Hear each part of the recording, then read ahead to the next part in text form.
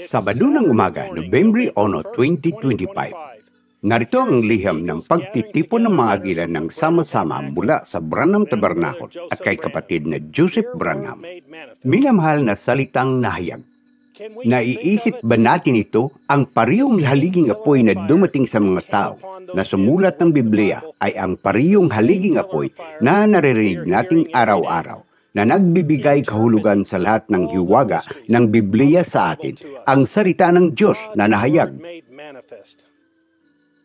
Binalutan ng Diyos ang kanyang sarili sa kanyang mga propeta noong unang panahon upang ipahayag ang kanyang mga salita sa kanila. Iyon ang ginawa niya noon, ngunit sa ating panahon, ang ating propeta, si William Marion Branham, ay ang buhay na salita sa mga tao na natatakpan ng haliging apoy. Ang pagpapahid ay isang tao. Ang salitang Kristo ay nangulugang isang pinahiran. Kita niyo, ang pinahiran. Kung gayon, si Moses ay si Kristo noong kanyang mga araw. Siya ang pinahiran. Si Jeremias ay si Kristo noong kanyang mga araw na may bahagi ng salita para sa panahong iyon. Ipinapaliwanag ng Diyos ang kanyang salita. Sinasalita sila ni kapatid na Branham. Ipinaliwanag sila ng Diyos. Taglay niya ang salita. Hindi isang grupo, ngunit si William Marion Branham. Mayroon ang Diyos ng isang tao. Hindi siya makakuha ng 2 o 3 magkakaibang isipan na may pagkakaibang ideya. Kumuha siya ng isang tao at siya ay naging buhay na salita ng Diyos na natatakpan ng laman ng tao.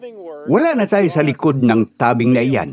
Mga maliliit, ang Diyos ay dumating na sa ganap na anyo ninyo.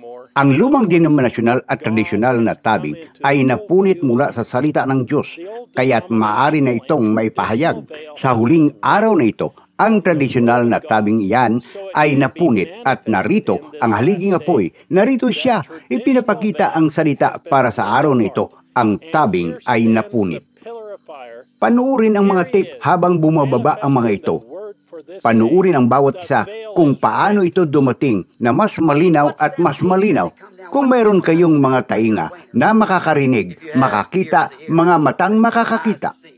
Iyan pa rin ang bumubulag sa mga tao ngayon. Gusto nilang sabihin na naniniwala silang ang propita ng Diyos ang nagdala ng salita. Ngunit ngayon, ang pagpapahid ay nasa iba upang pamunuan tayo, hindi ang propita. Sinabi sa atin ng propita na hindi maaring sirain ng Diyos ang kanyang salita. Sa mga huling araw, kailangan itong maging parehong muli. Hindi maaring baguhin ng Diyos ang kanyang daan o baguhin ang kanyang salita. Sinabi niya na hindi siya nagbago. Palagi niyang isunugo ang kanyang mga propita, hindi lamang upang dalhin ang kanyang salita, kundi upang pamunuan ang kanyang nobya. Tulad ng ginawa sa bawat panahon, ang Diyos ay natatakpan sa laman ng tao. Pansinin, ginawa niya, ang mga propita ay Diyos natatakpan. Sila ang salita ng Diyos, tama ba? Na natatakpan ng laman ng tao. Kaya hindi rin nila napansin ang ating Moises. Kita nyo, si Jesus. Ngayon, hindi lamang ito isang nakasulat na salita para sa atin. Ito ay isang realidad.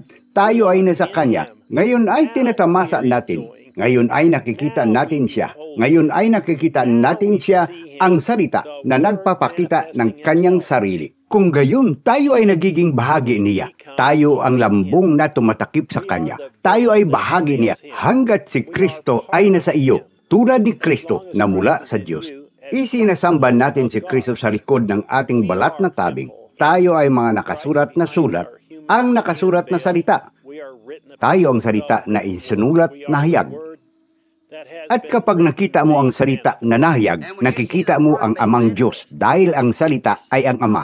Ang salita ay Diyos at ang salita na nahayag ay ang Diyos mismo na kumukuha ng kanyang sariling salita at ipinapahayag ito sa mga mananampalataya. Walang makapagbibigay buhay dito kundi ang mga mananampalataya.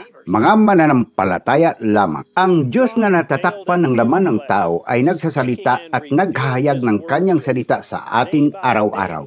Ang Diyos sa laman ng tao ay naninirahan sa bawat isa sa atin. Kapatid na Joseph Branham, Minsay 64-0614 Ang paglalantad ng Diyos. Oras, alas 12 ng tanghali, oras sa Jeffersonville. Tandaan, ang Daylight Saving Time Kaunting paliwanag lang tungkol sa Daylight Saving Times sa taglagas sa Amerika. Ang oras ay bumabalik sa loob ng 1 oras, kaya nagsisimula tayong magsimba ng maaga at umaasa. Kaya magsisimula tayong magsimba ng maaga at umaasa akong naintindihan mo na nasa tamang oras tayo sa ating bansa at mula sa likuran ng bahagi ng disyerto. Pagpalain kayo ng Diyos at Shalom.